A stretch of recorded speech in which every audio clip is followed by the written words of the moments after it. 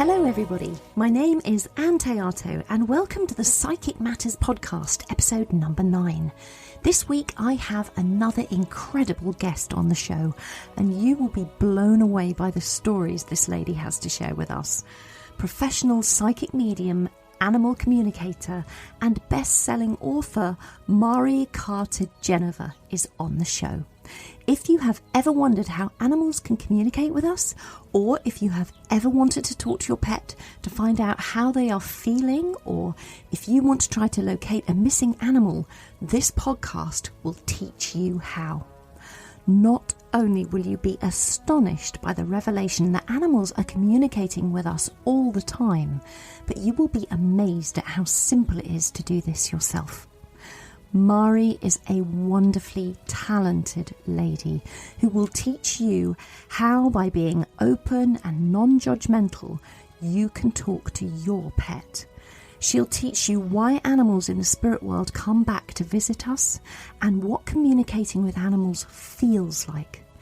Not only that, Mari talks to us of her great work as a psychic medium, the benefits of soul-to-soul communication, how to heal past traumas through past life regression therapy, and the importance of connecting to the spirit world to provide answers and to help people heal. It is a fantastic episode. So, if you are ready, let's begin. I'm here today with my special guest, Mari Cartagenova. She's an incredibly talented lady. She has trained and worked with some of the top mediums from all over the world. She's been double tested, vetted, and approved by Shay Parker's Best American Psychics, as well as Bob Olson's Best Psychic Directory. She's a professional psychic medium, animal communicator, and best-selling author with clients from all over the globe. Mari Cartagenova, welcome to Psychic Matters. Thank you so much, Anne, for having me. I really appreciate it. It's so exciting to be on your new podcast, and I'm glad to be chatting with you from across the pond. I know, it's so great. So whereabouts are you in America? Where are you based? I am outside of Boston, Massachusetts. I have an office, not that anyone would know, but it's in Westford, Massachusetts, which is about 45 minutes outside of Boston. And I see, obviously, a lot of people remotely. They're over the phone or Skype or Zoom, and it's really been great. So let's go there first, because a lot of people might say, how can you work if you're not sitting next to the medium? How does that work across Skype or Zoom or the internet? Can you say a little bit about that?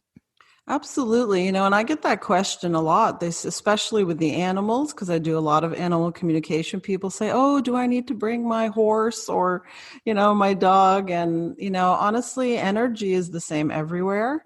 And whether it's over the phone or through Skype, you're really connecting to the energy. So it's not really about having the person so much in front of you or the animal. It's really connecting to their energy around them. And you don't need to be in person for that. You can be on any of these other ways of connecting to people, and it's just the same. So, and honestly, sometimes with animals, I find it's a lot better to just work off a photo, because sometimes if you have the animal in front of you, particularly like I do a lot of work with horses as well, and they're so big that they can almost, not get in the way of the reading, but if they're frustrated or they don't want to sit still or whatever, it makes it a little difficult for you to do the reading. So when I'm working off a picture, I'm just connecting to their energy, and then I don't have to worry so much about the physical with them. Wow. So tell us then, let's go to the animal communication. How does that work? Can you talk us through the process? People contact you for what sort of reasons, and then they give you a photograph of their beloved pet, and how do you tune in and what happens? Absolutely. Well, for me, because I do mediumship with people as well, it's a very similar connective process. And it's interesting because I know a lot of mediums say, oh, I don't work with animals. And when I was just starting out, I heard that and I was thinking, oh, maybe it's like a lot harder or something. But honestly, working with animals is in some ways easier because they're so honest. And just connecting with them, they don't have that human, foibles and fables like we people do. But the animals are just open and honest. And so in terms of connecting with them, it's really very similar to a mediumship connection, only like I said, it's a little bit easier. What I do personally for my practice is I center myself. I usually do some type of meditation or grounding exercise. And then it's really a matter of getting out of your headspace and really more into your body, into your chakras, specifically like your heart chakra, and being open and allowing those messages to come in. And when I do mentorships as well with people, either with mediumship or animal communication. And this is a lot of the process that we go through, is really doing the grounding, clearing your energy, allowing your heart chakra, your body to be open to receiving, your energetic body, I mean, not your physical body. And then sort of allowing the information to come in. And I know people who maybe aren't familiar with mediumship or animal communication, they think the messages are like, something really loud or something like, the animal's like, hey, Mari, what's up? I just wanted to tell you I had the best meal today or something. Yeah. But it's not quite like that. It's more, and this because you do the same work, it's more sort of like a gentle whisper or something that really just touches your energy in a very light way. And for me, when I'm connecting with animals and with people as well, because I'm very clairvoyant, which means I can see things, with my energetic eye. And so they'll show me like little pictures or movies, almost looks like a clip of a movie. And they'll show me, like I, had a dog that was showing me his fingernails and, this little girl that was painting his fingernails. And so when I was talking to the client, I'm like, he's talking to me about getting his fingernails painted. Do you understand that? And the lady started laughing. She's like, oh yeah, my granddaughter comes over and likes to paint his nails. So, so it basically cute. works like that. Wow, that's amazing. So how did you get into this work, Mari? Specifically with animal communication? Well, it's interesting. I mean, I guess, if anyone's read my bio or whatever, I've been, like to say, quote unquote, I've been this way my whole life. When I was little, I used to see angels and spirits would talk to me. And as, being a little kid, I thought, hey, like, this is normal. This is what happens to everybody. And as I grew older, I realized that is not what happens to everybody. And people kind of thought I was a little weird. So I kind of kept that hidden to myself, but it was still happening. I would still connect with spirit and connect with animals and even elementals like trees. I was the little kid that would be hugging the tree and my classmates would be looking at me askance. But in terms of working specifically with animals, as I started to work through mediumship, and I remember specifically this conversation I had with another medium who was talking about that it's so hard to connect with animals. And I was like, I wonder like if that's really true. And so I just basically started doing it. The connecting with animals piece. And I just find, like I said earlier, the animals are so open and so honest, like, because they are really just about love and they really just want to get that through to their humans. And so there's no, intermediary. They don't have an agenda. And so I just sort of started connecting to them and I realized that it was rather easy for me. And just since then, I've been doing it. And I love working with the animals. And it's probably about, 50% of my business, I would say. Goodness. So you work also with lost animals or missing animals. How do you find them? Well, that is a good question. Now, people have asked me that. And, my understanding and my feeling is I tune in the same way that I do for any of my, readings. And then the animal, it's almost like it's not like I'm seeing it through their eyes. It's almost like if I were a GoPro or something on top of their head. So I am seeing the path that they are on, but almost on the side, if that makes any sense. And I basically, at some point I wasn't doing missing animal cases. And then there was a friend of mine whose dog went missing. And, they lived in Ireland and they're like, oh my God, our dog. And it's a long story, but basically over the course of 6 days, I tracked this dog all over, like through the hills of Ireland, and the dog kept showing me the number 6. And I said to the woman, this is all through text. I said, you keep showing me 6. Do you understand that? And she said, well, it turns out they were taking a walk in the mountains somewhere outside of in Ireland. And she said, yeah, we were walking and we lost him, but, by the cabin number 6. And I said, yeah, I think it's more than that, though, because he keeps talking to me about that. And he was showing me areas he had been through, like the school area. And he described this particular building that he had been past. And I was passing all this information along to her. And basically, when you're working with missing animals, it has to be a partnership, because clearly, I'm not in Ireland. I've never been there. And so there has to be a person on the ground following all the clues that I'm getting from the animals. So the owner was running around this part of town and sending me pictures. And I'm like, yep, that's the building he passed. And he talked about a certain house he had been at. And she went and knocked on the door of the house. And the person was like, yeah, I saw that dog running through my yard yesterday. And so it was almost like we're like on this detective hunt a little bit. And to make a long story short, he ended up being found at the opening of this logging area, which he had shown me at 6:00 on the 6th day he was lost at this particular area he had described, which was notated by a little red ribbon by the logging area. So it was pretty amazing. And I'm just grateful I'm able to connect with them, and they're able to show me these things and able to bring them home. That is incredible. What an incredible story. If you've got a pet who is, say, misbehaving, do you work with the owner as well as the pet? Absolutely. I mean, basically the way it works is and that is some of the cases I get, they'll say, I don't know why the dog is, chewing his paw or whatever it is they're doing. And I will connect to the animal and I'll ask them energetically, say, hey, what's going on? Are you upset? Is there something bothering you? And they will tell me. And it could be anything from, there was one animal that kept like doing something with his face, rubbing his face on the ground, like over and over again. And I was like, yeah, I'm feeling my tooth, because I will feel, the issues that the animal is feeling in my own body. And so I was feeling like, yeah, my left jaw is kind of bothering me. I think you should probably take the pet to the vet, because clearly, I'm not a medical professional. I cannot, diagnose or treat, but so she ended up taking her dog to the vet, and he had an abscess in one of his teeth in the back. And so that's why he was doing it. And, I was just able to tell her like, hey, this is sort of pinpoint the area of where there's an issue. And it's the same thing with behavioral issues. Like I had a client that one of her dogs was like going crazy at night. He would go to the hallway, a specific spot in the hallway, and he would run up and down and bark. And this owner was like, what is going on? And it was, really bothering the family, obviously, keeping everybody up.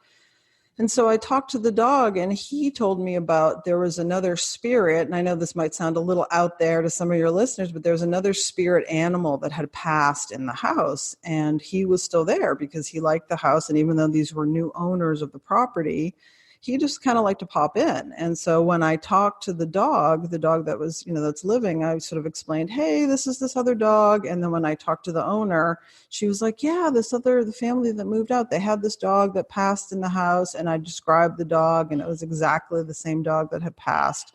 So it was sort of between the owner and the dog. I was able to sort of tell them both, look, you can chill out. It's just the spirit. He just kind of wants to pop in and say hello. And after I explained that to the client's dog, he was like, oh, okay. And he was able to calm down, and they were sort of both able to accept there was this other spirit here who was just kind of, popping in and saying hi, and everything was fine. So gosh, that just makes me smile so much to know that our lovely pets, when they've gone over to the other side, can come back in visitation. It's so lovely. Absolutely. Because they're souls just like us, to me, there's no difference, whether it's an animal or a person, because we are all souls and all sparks of the divine. So, when you're connecting to that, the energy is the same. So whether your, grandfather comes back or if it's your dog Spot, it's all the same energy. And so that's why we're able to connect. Oh, it's so beautiful. And you've written a book called Heaven Sent. Tell us about your book. No, thank you. Yeah, it's actually a really great book. It's a multi-author compilation, so it's not just me, it's a number of other authors as well, and they are all true stories of how animals touched our hearts in miraculous ways. And my part of the book, I talk about our cat, beloved cat, Mr. Fur, and how he came to us and how he came back in visitations, as we're talking about visitations. And it's a really beautiful book for anybody that loves animals. I highly recommend picking up a copy.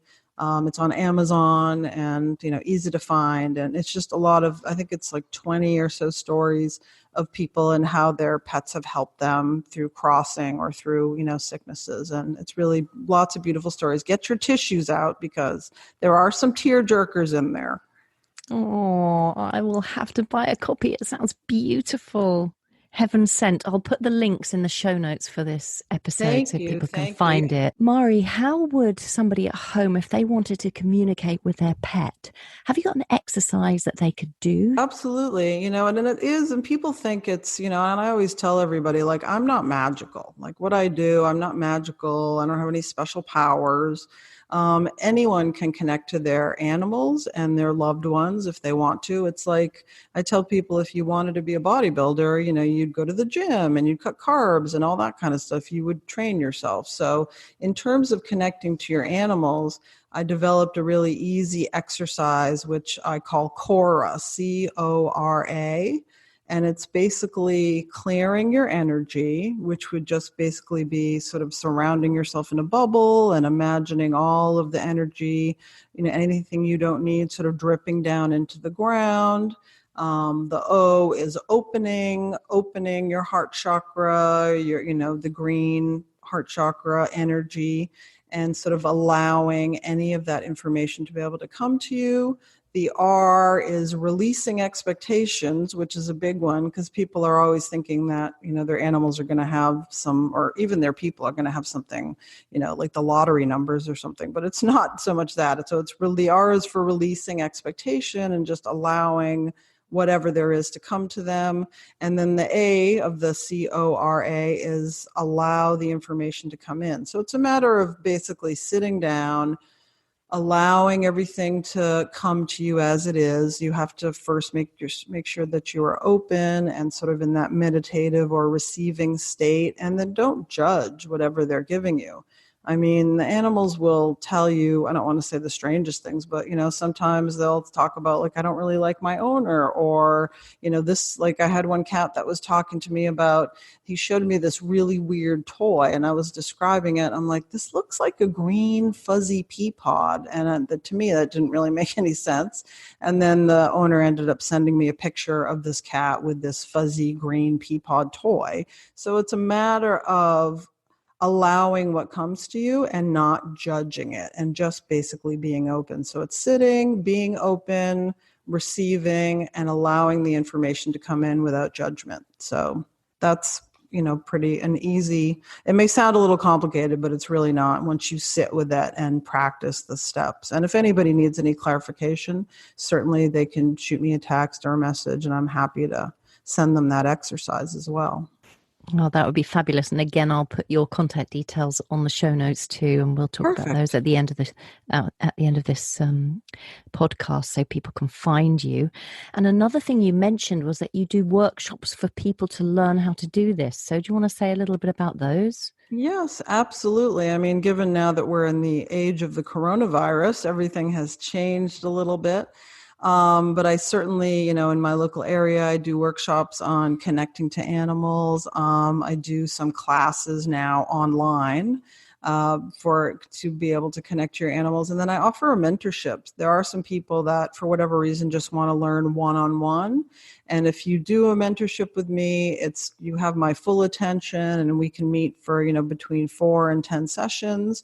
And we just go through all the steps of connecting. We do a lot of practice exercises.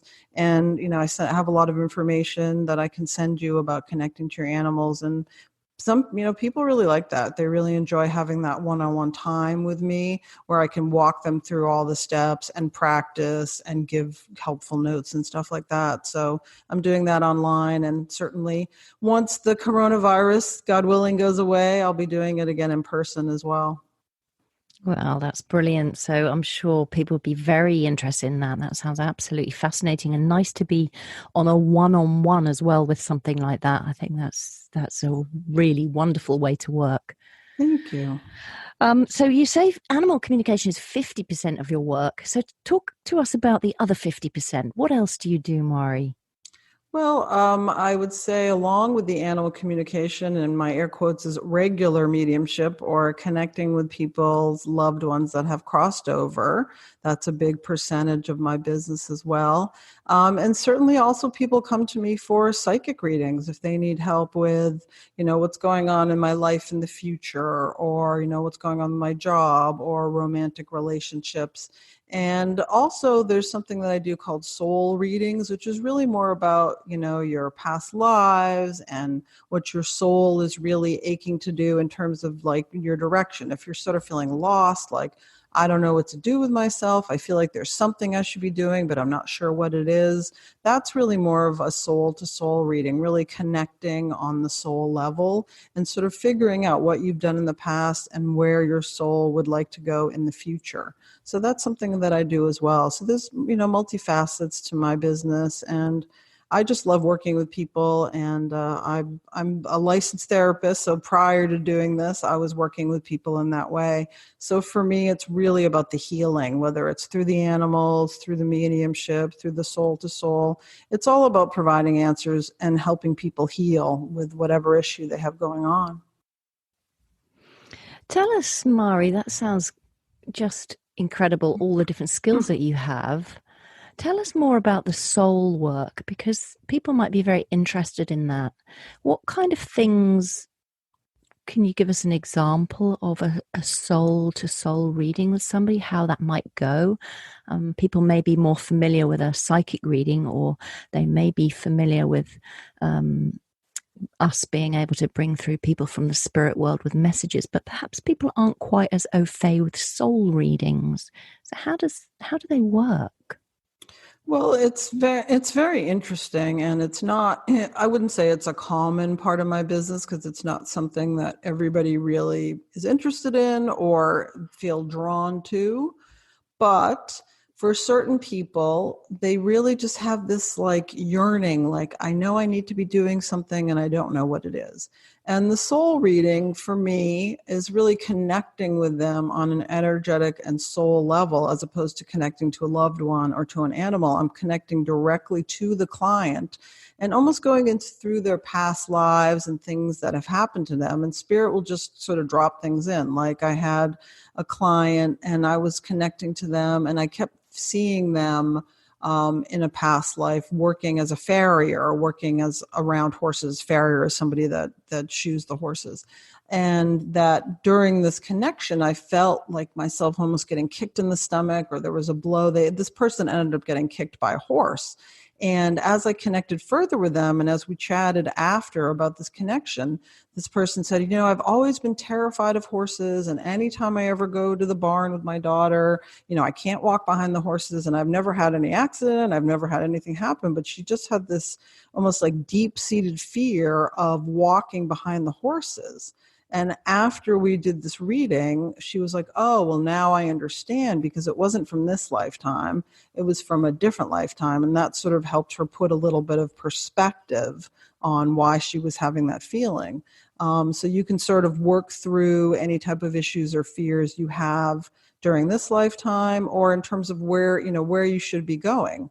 I've worked with people that, are really drawn to working in the spiritual realm, whether it's being a shaman or psychic or a medicine person. And I'll connect with them on a soul level and find out, well, that's what they've been doing for, 30 different, lifetimes. So it feels very familiar to them. But in this lifetime, they just had a lot of issues getting there, like, oh, what will people think, et cetera, et cetera. But being able to connect to what someone did in the past opens up that door if they want to continue going there in the future. And it also validates their feelings. Like this, one of my clients was like, I don't understand. Like, I'm a lawyer, but I keep getting these dreams about being a shaman and about healing people and about using smudge sticks and herbal medicine. And I feel like I'm going crazy because I'm a lawyer and that's what I do. And by connecting to this soul level of who they have been through different lifetimes, I'm able to sort of guide them and say, you're not going crazy. It's just your energy, your DNA has this shaman piece imprinted on it. And that's why you keep moving there and going to that space. And even though you might enjoy being a lawyer or whatever it is you're doing, that may not be what you're meant to be doing this time and this go around. So it sort of helps provide clarity in terms of what people want to do with their lives and what their soul is really pushing them to do.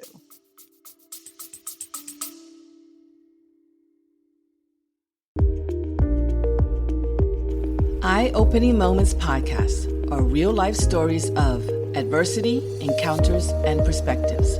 They are moments that can lift your spirits, give you some food for thought, or move you. For the introspective mind that likes to reflect, discover, and find solutions or meaning in a complex life, listen to Eye-Opening Moments podcasts. Yeah, because our human beings get in the way so much. Excuse me, yes. don't they? But our conscious minds come in and then we just get separated from what we're put here to do or the work that we're meant to be doing. Exactly. And we end up doing, I don't know, things that boring jobs, living a life that's unfulfilled. A lot of us have to do boring jobs. I am one of those people. I do have part of my life is a boring job. Mm-hmm. But it's about bringing in things that make your soul sing, I think, and trying to identify what those things are so that you can enrich your life. Absolutely, 100%. And you're so right that the human gets in the way. And it's our human self, and it's also the people around us. A lot of people that I know, like, oh, I could never do that. My family would disown me, or they would think I'm crazy, or there's all that type of societal input, families, friends, etc., that sort of gets in the way of really connecting to your own voice. And I feel like when you sit for a soul to soul reading or with anybody in, our profession, you're able to get some clarity in terms of what you as a person, as a soul, really want to be doing. Yeah, that's beautiful, Mari, really beautiful. And so where do you think your interests lie at the moment? I think for me as a medium and a healer and a past life regressionist and all of those things, my work is going in a certain way at the moment, and it changes from every few months. I have different things happen within my work. Currently, for instance, I'm exploring taking people into deep hypnosis and bringing their loved ones through from the spirit world so they can have this 3-dimensional experience of meeting them. So I'm combining my mediumship with my past life regression therapy. Where are you at the moment, Mari, with your work? What's the driving force at the moment for you and where you're heading? Well, that's a very interesting question, because you're totally right that it does change, because you might get into something and feel like, oh, this is really what I want to be doing, but then you keep getting pushed in another area. So for me right now, and I guess it's always been the animals. I really love doing mediumship. I love doing demonstrations, which for your listeners, is like a gallery reading, getting up on stage and demonstrating, connecting to spirit. But of course, whenever I'm doing that, there's always animals that come in. So the animals are always around me, and and I love working with the animals. So I would say I'm being pushed more towards the animals, but honestly, I try to keep a foot in both worlds because I love working with people and offering the healing that the mediumship piece provides, and just, proving that life continues beyond, what the physical is right now. And so they know that their loved ones are okay and that, that they're in a good place, et cetera. I'm giving them specific information that, I would have no way of knowing otherwise. Because a lot of people come to me and they're like, oh, I don't know about this. This seems kind of crazy. They're skeptical, which I understand, because at one point in my life, I was like, am I going mad, or is this really happening to me?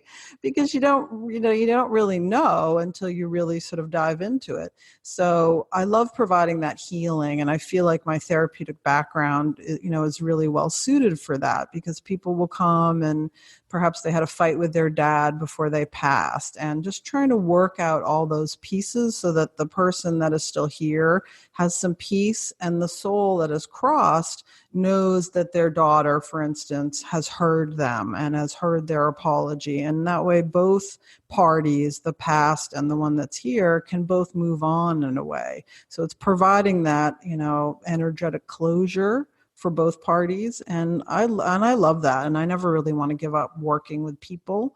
But the animals, again, are always around me, and they always seem to find me. So I do get a lot of people calling me for animal communication with their animals that have passed or their animals that are still here. And, I love animals. So that's definitely always going to be a big part of my practice. That's so great. And animals really need a voice. And it's fantastic that you're working in that field on their behalf, Mari. Thank you. Yeah, I love it.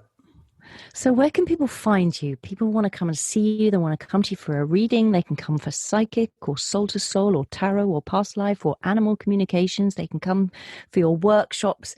They can buy your book. Where will they find you on the internet? Well, the best place to find me is my website, which is mediummari.com. So it's mediummari.com. And I also have Facebook and Instagram and Twitter and YouTube channel. So all those links are on my website. That's probably the easiest way to find me. And certainly if you're in Massachusetts or New England, once the coronavirus has left us, which God willing will be soon, I have an office in Westford, Massachusetts at Tranquility Wellness Center, and I see people in person there. So that's probably the easiest way to get a hold of me. And certainly now I'm doing a lot of online sessions, Zoom, or, if you're not a techie, over the phone works just as well. So I can connect in any of those ways. Oh, how brilliant. Thank you, Mari. And of course, all of that will be in the show notes as well. So people can just head over to my website, pick up the show notes, and they'll be directed over to Mari. Thank you so much for coming on to the show and telling us all about the work that you're doing out there. It's very, very vital work. And it just sounds like you're touching a lot of hearts of both people and the animal kingdom. And thank you, Mari, for sharing everything that you have today. Absolutely. It's my greatest pleasure. Thank you so much for asking me to be on the show. And, I love, again, working with people or animals. And my goal really is to bring healing in whatever aspect I'm working with, because that's important. That's why we're all here, is to help the other souls, get to the other side, I guess, in the best and most loving way possible. So again, thank you so much for your time and putting together this podcast, which is brilliant and very informative. So thank you again. Oh, it's such a pleasure, Mari, and thanks. It's been great talking to you. Thank you so much. Well, that was Mari Cartagenova, professional psychic medium, animal communicator, and best-selling author, whose book Heaven Sent is available on Amazon. And Mari has also said if anyone out there who is listening is interested in receiving a signed copy of her book, you can buy it directly on her website, www.mediummari.com. And with that, you get a free gift too. It just remains for me to say a very big thank you to all of you Psychic Matters listeners. As ever, I really, really appreciate you, and thank you so much for listening. If you want to pick up the show notes for this episode, which always includes a complete transcript of the entire show, plus links and resources that have been mentioned, do head over to my website, anntheato.com, and you'll find them over there. That's ANNTHEATO.com. We have a very active Psychic Matters Facebook group now, so lots of you have become members and joined in the conversation. If you haven't done so yet, please do head over there and join us as we discuss all things paranormal. And thank you to everyone who has taken the time to write some really lovely reviews for this podcast. I so appreciate you.